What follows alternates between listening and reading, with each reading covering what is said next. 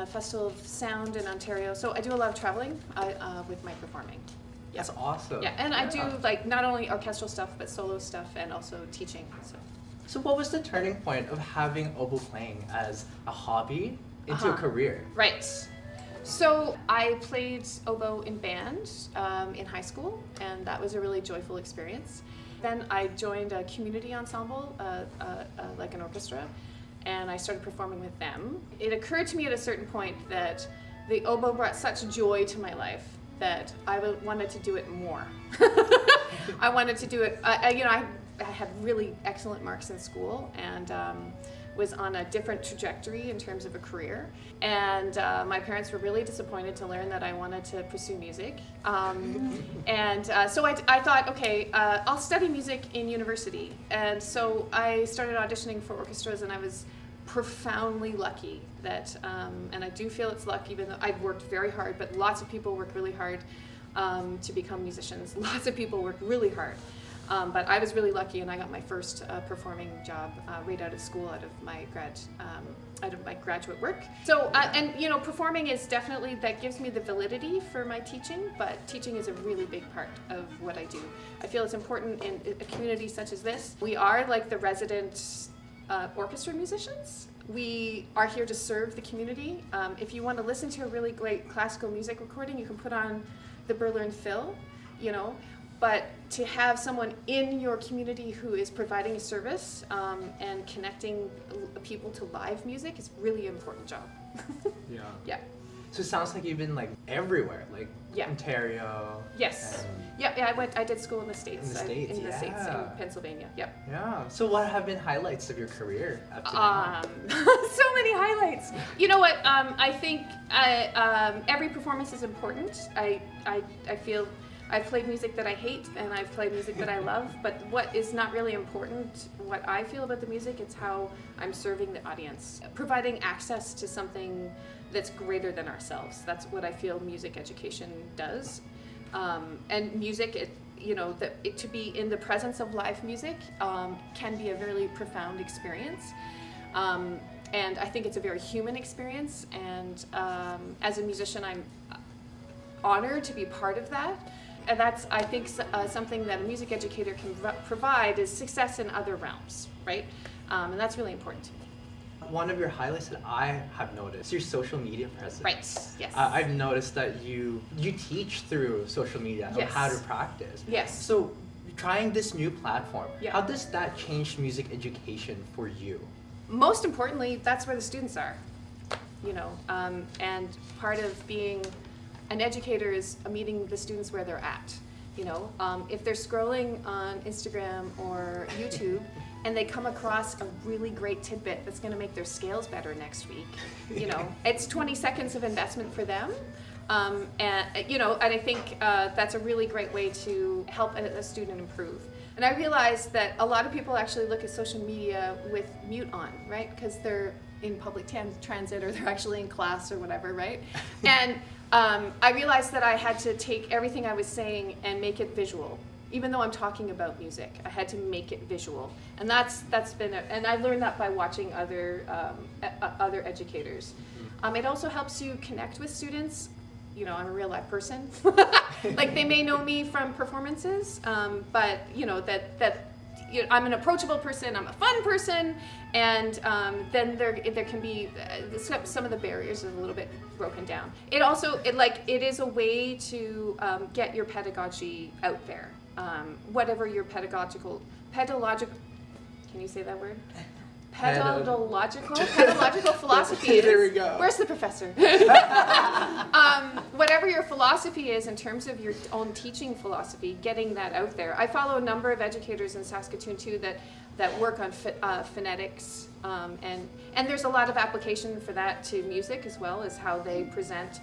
And I like seeing educators that are presenting things to different populations, whether it be like age, like watching how they deal with very young children, or how they teach older, like elders, how they teach older adults.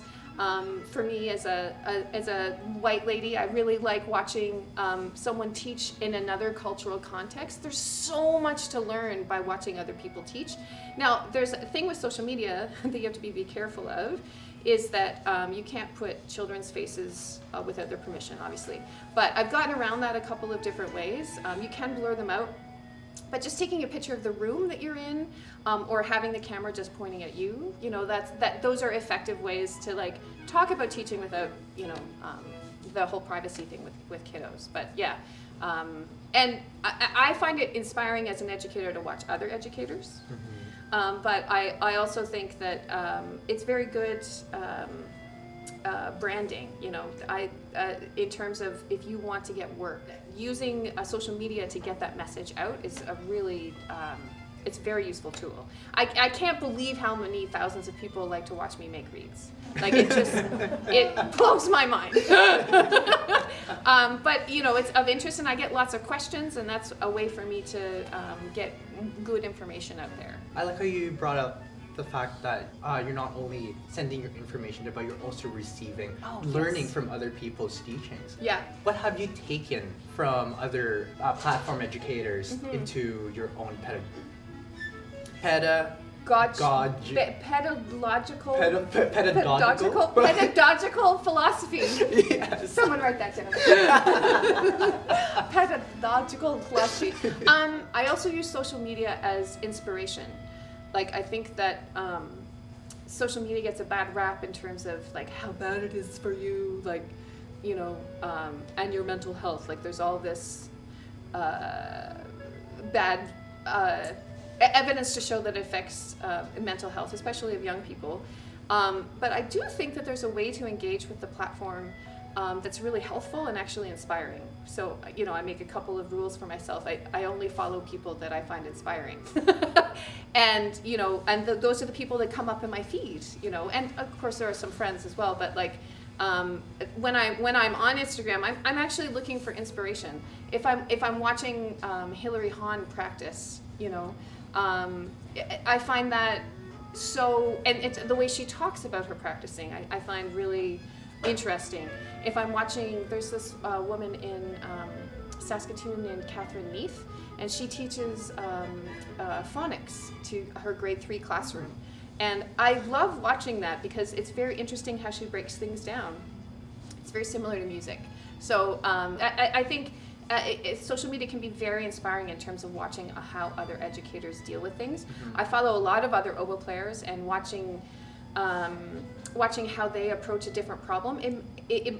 Sometimes we're saying the same thing just differently. Sometimes we're saying completely opposite things. So it's really interesting to have access to that information. Yeah. Do you ever rewatch your videos and reflect on like how you taught, how you teach? Yes, I do. I absolutely do. And I think I learn a lot about how I teach by watching myself on a video. Because we all think we're super clear. Like, why doesn't this student understand this? Gosh, how many more ways can I say this? And then you watch yourself in video, you're like, ooh, missing a key piece of information there, It's truth-telling. And for you that are music students, if you record yourself playing, and you think, it's my dynamics are very obvious, or my tempo change is super obvious, and then you listen to yourself on recording and think, wow, not obvious at all. So I think recording is awesome for feedback. I have some rules for myself. For recording myself when playing, if it's been a performance, I wait 24 hours, always, so that I am then open to the learning that I'm going to do, because listening to yourself on recording is the truth. You need to be in a space where it's far enough away that you're ready to learn from that experience. So the same with, sometimes I do go back to watch my videos and think, I could have added this here, and it would have made this clearer. And I hindsight's always 20/20, but it does improve how you're communicating. Because at the end of the day, education is communication, right? Yeah. It's nice to hear that you're able to apply part of your education into studio and in person. Right. That's really, really yes. cool. I also find, poor Tyrell, I will have recorded, I expect him to watch my Instagram. I will have recorded a video last week that we're in our lesson. Sorry, Tyrell's my student. Hi. We'll have, I'll recorded a video the previous week, and I'll say to Tyrell, it's a shorthand. Did you watch that video? Thank goodness he usually says yes. And I'll say, that's what I want you to do here. I want you to do this exercise here. And so it's a very good tool that way. It can be a shorthand of like, or, you know, we're going to do the exercise together now. When you go home, if you forget how this is supposed to go watch the video. And it's the same thing with YouTube. I do have like beginner tips for YouTube on YouTube. And I have had reference, like students reference those when we're in our lesson. So. Nice. So resources for students. Resources for students, yeah, absolutely. That's awesome. Yeah. Because, you know, I every student leaves my lesson 100% they understand. Mm-hmm. I know they do. But do they understand 24 hours later? Do they understand 48 hours later? And with music, we need that everydayness. I think the same with reading. You know, you need that to be reinforced. And so those little videos can really help. Nice, yeah. Mm-hmm. When you teach students, how important it is to understand that they're all unique and different. Oh, well, I mean, I am profoundly lucky because I work one-on-one. Mm-hmm. And so our lessons are a relationship. It's often a relationship over years. And you have an opportunity to watch that student grow through stages. And I think that every single lesson that I teach is tailored directly to that person. There's a framework that I'm working on. Like my personal philosophy is that I'm not particularly special. I've just been doing this for a really long time. There's a path of learning the oboe, and it's not that any student is like, and we're all on this path, and I'm not better than the student, I'm just further down the path. So I'm pulling the student along, hopefully at a faster pace than I had to take, because I had to take a very slow pace. I have this like framework that I'm thinking about of you know, where they're what aspects of their playing they should be improving at what time. But within that framework of where I'm wanting to take them, we use the things that they're really good at. I make sure that there is always the presence of things that they're really good at in every lesson, so that there's a feeling of I can do this. And then we attack the things that are the places of development in each lesson. So it's very different for each student. Also learning styles, you know, I have ADHD students, I have OCD students, I have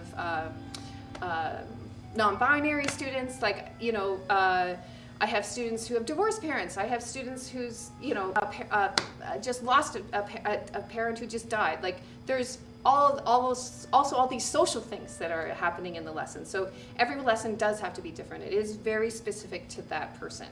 I don't know how you do that as a classroom teacher.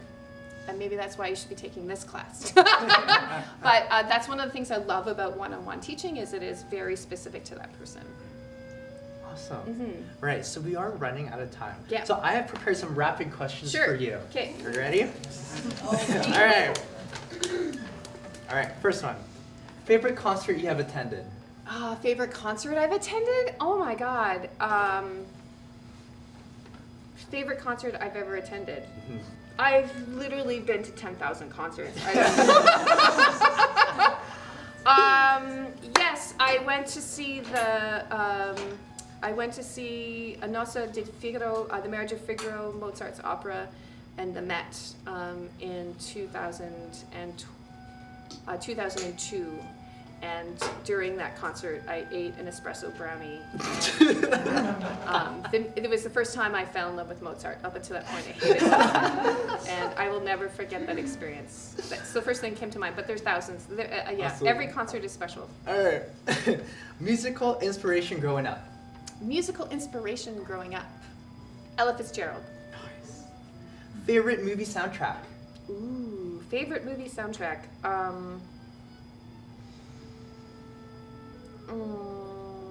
That's a tough one. The piano.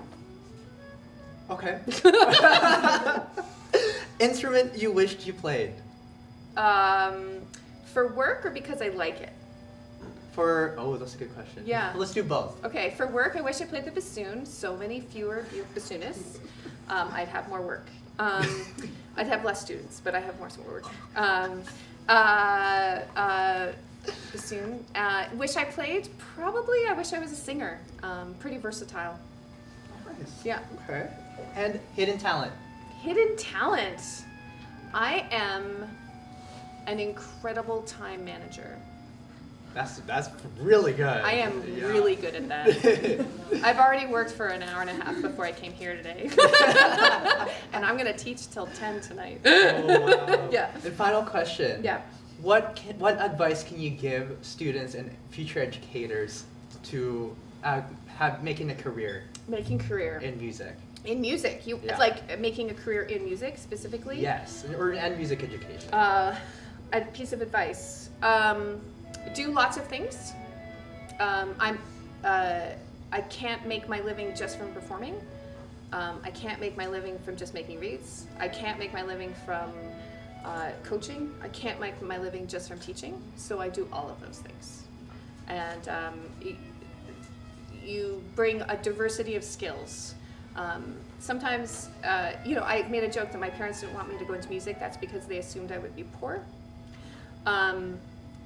There is a way to make a living doing this, and it's figuring out it. And for a lot of people, that means I'm very lucky in that I have the support of the orchestra. Like I have a salary, not a huge salary, but I have a consistent salary. That's very lucky and unusual. Most people that make their living in music, it's all creative energy. So it is possible to make a living. Just do lots of things. All right, thank you very much, my Erin. pleasure. Let's give a round of applause. Does anyone mind if I take a selfie for my Instagram?